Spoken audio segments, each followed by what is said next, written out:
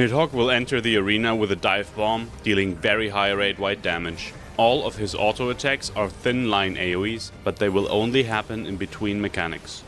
The main tank will face the boss north and take 3 auto attacks. Easthogg will then start casting Dive from Grace, and numbers will appear randomly on all players, along with a matching debuff.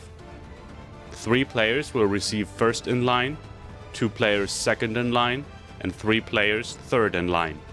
This debuff does nothing by itself, it just tells you in what order the next mechanic will resolve. When the cast ends, everyone will receive one of 3 debuffs with different timers that will activate a mechanic when they end. The 1 players will activate first, then the 2 players, then the 3 players. All 3 debuffs will do the same thing at first.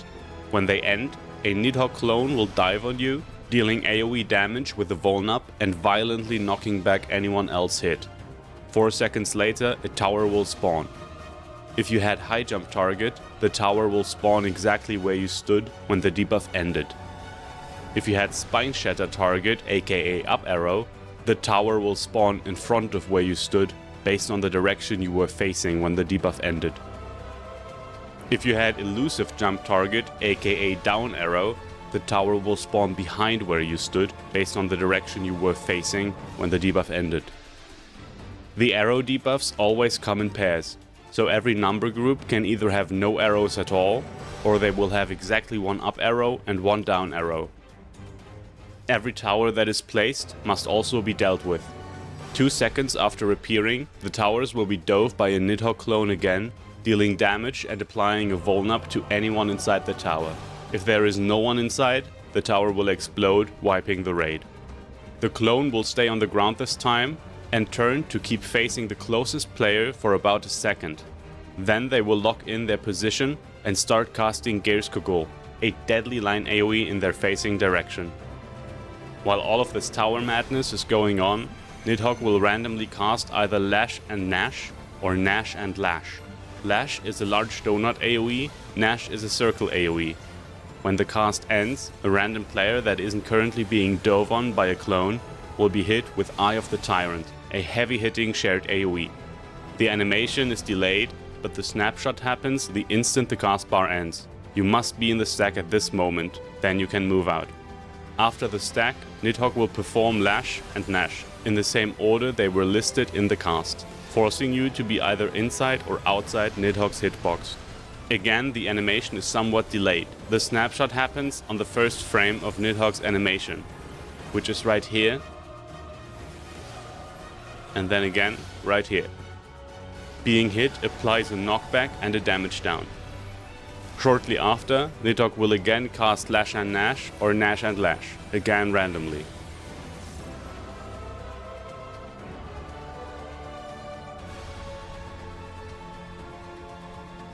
During Easthogg's initial auto attacks, the party will loosely line up around his backside and wait for the numbers to appear.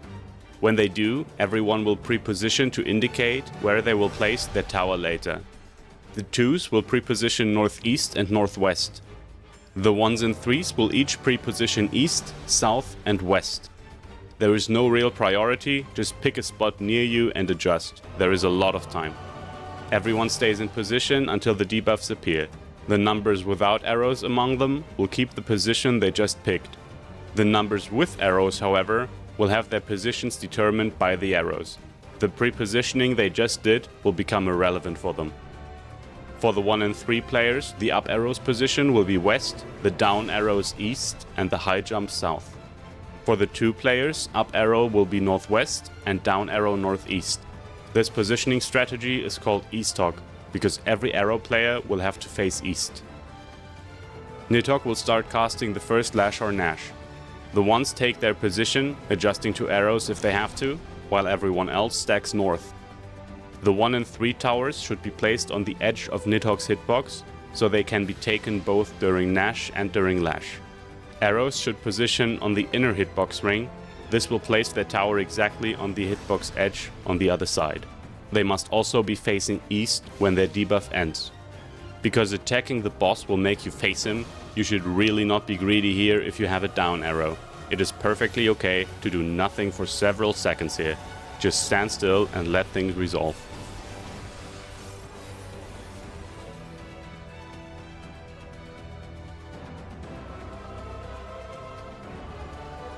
Next, everyone has to move either inside or outside Nidhogg's hitbox. Inside if it was Lash first, outside if it was Gnash first. The 1s will move towards the stack, and the 3s will move to their positions. After the first Lash or Gnash resolved, the towers left behind by the 1s will appear. They will be soaked by the 3s. Once again, everyone moves inside or outside the hitbox, then Lash or Gnash will happen again, snapshotting at the same time as the towers go off. The 3s will then bait Gearskogul away from Nidhogg, while the 2s get to their positions facing east if they have arrows. The 2s will be hit, and the 3s will move out of the way of Gearskogul. The 2s will return to the stack, and the 1s who had the east and west position will move out to take the towers northeast and northwest respectively. Gearskogul will hit as the towers spawn and Nidhogg starts casting his second Lash and Gnash or Gnash and Lash. The 1s will take the towers, bait Gearskogul straight away from the boss, then hurry back to the stack, while the 3s take their positions. When the cast ends, everyone goes in or out of the hitbox. The 2 players will move to soak the towers east and west on the same side they were at. The tower south will be taken by the 1 that had the south position. The 3s will return north. If Gnash is first, be mindful of the Gearskogul going off shortly before the Gnash. Everyone will go inside or outside the hitbox again as the last set of towers go off. Now just bait and dodge the last Gearskoguls and the mechanic is solved. Nidhogg will start doing auto attacks again, so if the main tank is in the stack north, they should move to the side.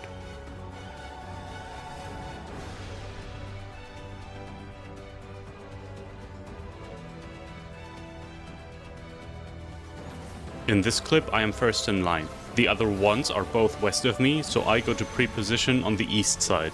Then I stare at the party list to check if we get arrows. We do not, so east is my position. Quick positional, then I stand on the eastern hitbox edge and look at the cast bar. It is Lash first. So I wait for things to go boom, then I move inside the hitbox and towards north. Wait for the Lash, then step out. To the left and right of me will be dives, so I need to be centered north. The dive to my left will spawn the tower I will take. Quick positional, there is my tower. I position close to the middle of the tower to bait the Gearskogul. It is Gnash first. Clone locks in, I go to the stack. Now stay out and wait for the Gnash. Now go in, that's it.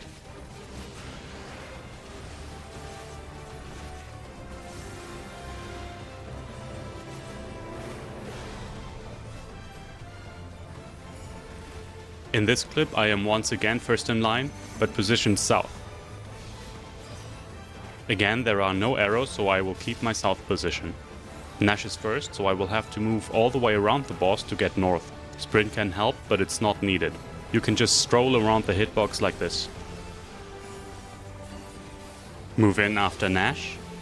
Again, be centered for the baits, but because my position is south, I will not take a tower here. Just wait for the next stack. Check the cast bar, Gnash is first. So again, I will have to move around the hitbox all the way south.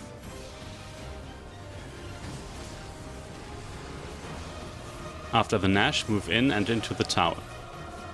Because I am late moving out again for the bait, my Gearskogul is going east, almost killing the dancer. In this clip I am second in line. I'm already standing all the way east, so I pre-position northeast and wait for the debuffs. I get an up arrow, so my position will be northwest instead, and it's Gnash first. I position for the stack, then stay out for the Gnash. Later I will look at the floor tiles to position myself here. Now I move in for the Lash and go towards my position. After the Lash I don't have much time and I must be facing straight east. Now back to the stack and wait for the next cast. It's Lash first. I go in and move towards the west side to take the tower there because I was northwest. Wait for the Lash, then go out but stay in the tower. Bait Gearskogul and move to the side.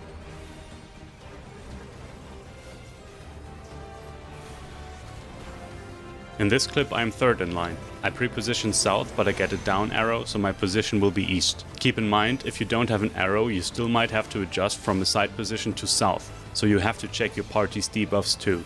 As a 3, I'm immediately moving north to the stack. It is Lash first. Wait for the stack, then move in and towards my position. Move out, but stay in the tower. bait Gerskogul and dodge it. Either to the side or towards the middle is fine. Quick positional, then position for the dive. I need to stand on the inner ring and face east. It is Gnash first, so I move out after the dive and make my way north. After Gnash, I move in again.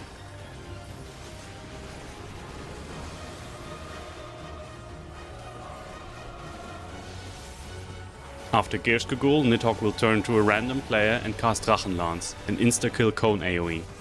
Then 4 towers will spawn, 1 on each intercardinal. Each tower will have between 1 and 4 pillars in it, for a total of 8. The pillars indicate how many people must be present in the tower when it goes off. There will again be Easthogg clones and Gerskoguls. Everyone's default tower position will be the same position they had during meteors in phase 2, rotated clockwise. The healers and ranged will anchor, meaning they will stay at their tower no matter what. They will also be responsible for baiting Gerskogul away from the middle. Tanks and melees should stand towards the edge of the towers, so they don't bait the Gerskogul on accident. Healers and ranged should stand close to the middle of the tower, slightly in the direction away from the middle, so no one can steal their bait. The tanks and melees will be adjusting according to the pillars. Simply pre-position on your tower spot and wait to see how many pillars your tower has. If it's 2 or more, you stay. If it's 1, you run. First, look to your left. If that tower has 3 or 4 pillars, they need you, go there. If that tower has only 1 or 2, then look to your right. Same thing. If the tower has 3 or 4 pillars, you go there. If that tower also has only 1 or 2 pillars, then you will always be needed in the tower across from you behind the boss.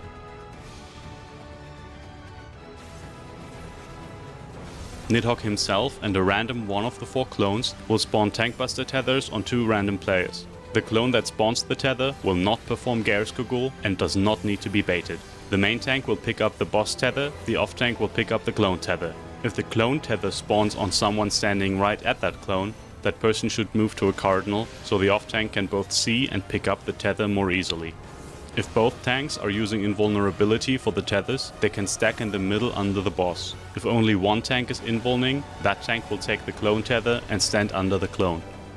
The boss should then be faced south. There will be 5 auto attacks, then another Drachenlance. This one will always be aimed straight south. Then Easthogg will enrage.